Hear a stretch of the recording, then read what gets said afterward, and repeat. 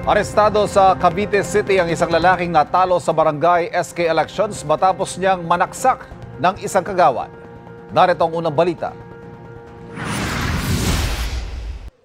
Sa kuha ng CCTV sa Barangay 1 Cavite City, makikita ang pagdating ng lalaking nakabisikleta na si alias Ateng. Sinalubong siya ni Kagawad Rodelio Fami Jr. Maya-maya, inilabas ni alias Ateng ang isang kutsilyo at inundayan ng saksak si Kagawad Fami. Tinamaan sa leeg ang kagawad at napatakbo. Umabot yan sa habulan sa bakuran ng barangay hall. Kanya-kanyang kuha ng pananggang iba pang kagawad. Hanggang sa napagod si alias Ateng at kusang umalis. Ayon sa pulisya, nasa kustodiya na nila ang suspect. Nagdududa raw ang suspect kung sinuportahan nga ba siya ng mga kapartido sa barangay SK elections. Pagdating po siya, sinabi niya, bakit ako natalo? Hindi niyo mo lang sinuportahan. Ganun, sir. Sumugot naman yung dalawa, sir, na hindi, sinuportahan, ano naman namin eh. Hindi pa naniniwala.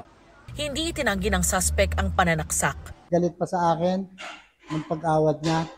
Ay sabi ko, Kap, wag mo akong awatin. Natama sa leeg. Humingi siya ng tawad kay Kagawad Fami. Sinabi ko sa kanya, Kagawad, ano po bang problema? Pero wala pong pasubali.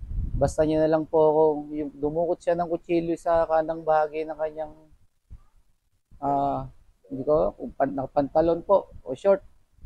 Bigla niya na lang akong inundayan ng paganyan. Sinampahan na ang suspect ng kasong attempted homicide. Ito ang unang balita. Darlene Kai para sa GMA Integrated News.